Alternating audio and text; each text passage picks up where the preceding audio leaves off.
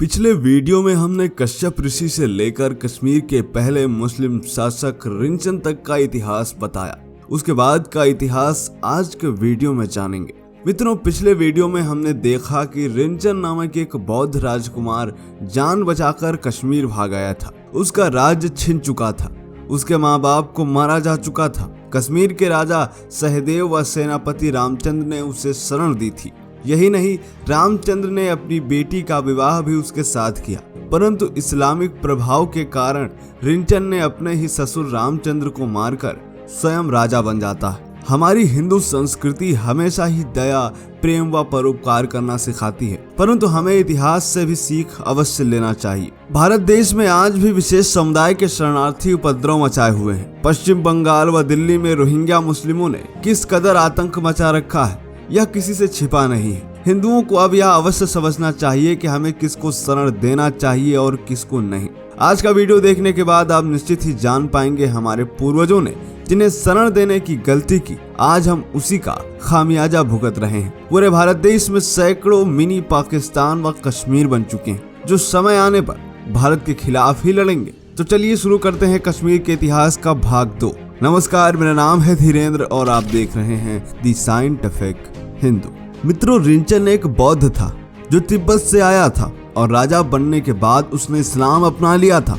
इस कारण उसका शासनकाल ज्यादा क्रूर नहीं रहा। शाह मीर उसका मंत्री रहा, परंतु उसके शासनकाल में इतिहास जरूर बदला गया। रिंचन के शासनकाल में जो इतिहास लिखा गया, इसे भी समझना जरूरी है, क्योंकि हमारा इतिहास किस तरह मुस्लिम इतिहासकारों ने बदला है, यह उसका एक छोटा सा उदाहरण भर है। वाकयात ए कश्मीर नामक किताब एक सूफी ने लिखी, जिसमें बताया गया है कि शैतान जलदेव कश्मीर के पूरे भाग को जल में डुबोए रखता था। उस समय मारीची का बेटा काशिफ महादेव की तपस्या करता है। फिर महादेव के सेवक ब्रह्मा व विष्णु जलदेव का दमन करके काशिफ सिर के नाम से इस क्षेत्र को रहने के लायक बनाते हैं। मित्रों, बताते चलें कि काशिफ वास्तव में ऋषि कश्यप ही हैं, जिनकी कहानी में घालमेल करके उन्हें मुस्लिम साबित करने की कोशिश की गई। साथ ही यह बताने का प्रयास किया गया है कि कश्मीर पर हिंदू शासन रहा ही नहीं। यही नहीं, बात सिर्फ यहीं तक नहीं रुकी। वाकयात कश्मीर लिखने वाले आजम के बेटे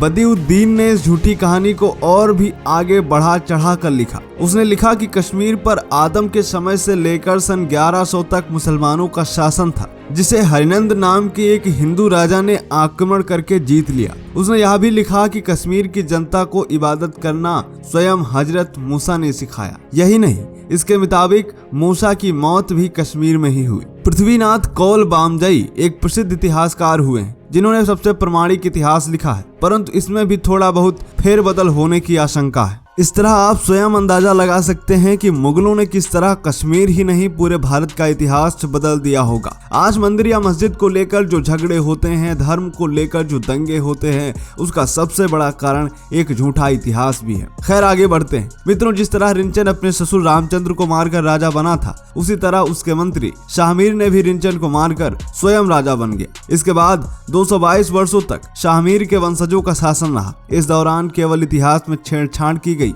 बाकी मंदिर सुरक्षित रहे। इसके बाद हमादान से आए शाह हमादान ने कश्मीर पर कब्जा कर लिया। इसके बाद इस्लामीकरण का सबसे भयानक दौर शुरू हुआ। लोग जबरदस्ती मुसलमान बनाए जाने लगे। सिकंदर के समय तक यह अपने चरम पर पहुंच गया। शाह हमादान के बेटे मीर हमदानी के नेतृत्व में मंदिरों को तोड़ने, तलवार के दम पर इस्लामीकरण का दौर सिकंदर के बेटे अली शाह तक चला। इसके बाद 1417 में जैनुल आबदीन गद्दी पर बैठा। यह थोड़ा सा रहमदिल था, इसलिए पिता तथा भाई की सांप्रदायिक नीतियों को पूरी तरह से बदल दिया। उसका आधी सदी का शासनकाल सबसे अच्छा माना जाता है। जैनुल आबदीन के बाद शाहमीर वंश का पतन हो गया और चक वंश सत्ता में आया, जिसका समय कश्मीर में बर्बादी का समय माना जाता है। 16 अक्टूबर 1586 को मुगल सिपह सालार कासिम खान मीर ने चक शासक याकूब खान को हराकर कश्मीर पर मुगलिया सल्तनत का परचम लहराया। इसके बाद यह मुगल शासन आगे 361 सालों तक रहा। इस दौरान अकबर से लेकर शाहजहां तक का कार्यकाल थोड़ा सद्भाव वाला रहा, लेकिन औरंगजेब और उसके बाद के शासकों ने दमनकारी नीति अपनाई।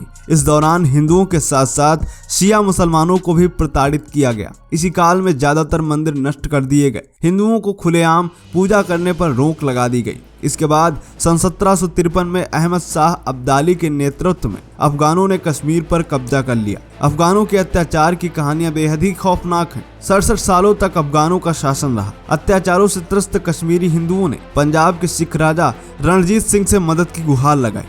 इसके बाद राजा रणजीत सिंह ने अपने उत्तराधिकारी खड़क सिंह के नेतृत्व में हरि सिंह नलवा सहित सबसे काबिल सरदारों के साथ 30,000 सैनिकों की फौज कश्मीर भेजी। इस तरह 15 जून 1819 को कश्मीर में सिख शासन की स्थापना हुई। मित्रों, सिख शासन के दौरान हिंदू संस्कृति को थोड़ा बल मिला। इस दौरान हिंदुओं को पूजा करने की छूट मिल गई। हिंदू अपने धर्म अनुसार कार्य करने लगे। साथ ही मुसलमानों पर पाबंदी लगाई गई। मस्जिदों को बंद कर दिया गया। अजान पर रोक लगा दी गई। गाय काटने पर मौत की सजा का प्रावधान रखा गया।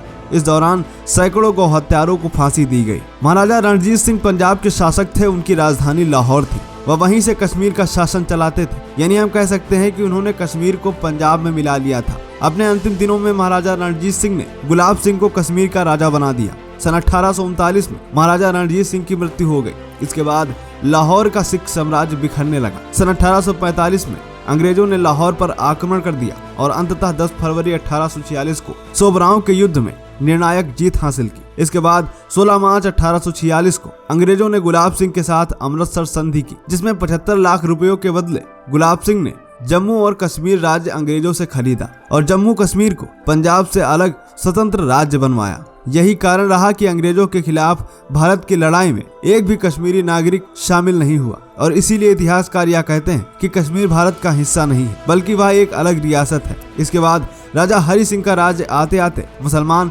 बहुसंख्यक हो गए। कश्मीर की मुस्लिम बहुल आबादी ने हिंदू शासन के खिलाफ सन 1931 में विद्रोह कर दिया। उस समय राजा हरि सिंह ने इस विद्रोह को शांत करने के लिए काफी प्रयास किए, परंतु मुस्लिम बहुसंख्यक होने के कारण वह अपने प्रयास में सफल नहीं रहे। इस दौरान शेख अब्दुल्ला के नेतृत्व में मुस्लिम कॉन्फ्रेंस नामक एक संगठन बना और 11 जून 1939 को यही मुस्लिम कॉन्फ्रेंस नेशनल कॉन्फ्रेंस बना और कांग्रेस के साथ मिलकर 1946 में कश्मीर छोड़ो आंदोलन शुरू किया। उनका यह आंदोलन अंग्रेजों के खिलाफ नहीं था, बल्कि हिंदू राजा और हिंदुओं के खिलाफ था। नेशनल कॉन्फ्रेंस ने अमृतसर समझौते की तरफ इशारा देते हुए घोषणा की कि कोई भी पवित्र विक्रय पत्र 4 लाख लोगों की आजादी की आकांक्षा को दबा नहीं सकता। मित्रों, यह वही अमृतसर समझौता था जिसमें महाराजा गुलाब सिंह ने 75 लाख रुपयों में जम्मू व कश्मीर को अंग्रेजों से खरीदा था और भारत से अलग एक स्वतंत्र राज्य बनाया था। सन 1947 में जब भारत देश आजाद हुआ तो 2 हिस्सों में बट गया। महाराजा हरि सिंह कश्मीर को न भारत में मिलाना चाहते थे, न ही पाकिस्तान में।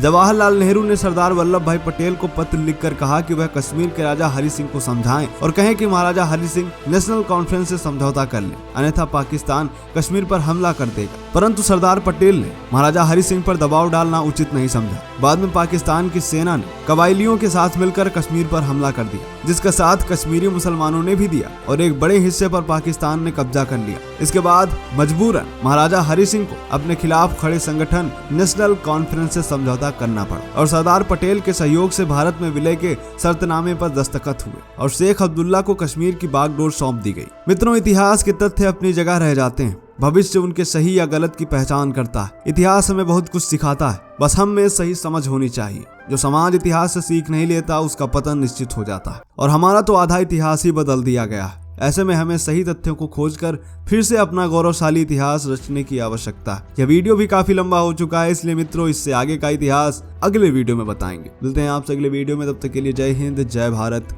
वंदे मातरम।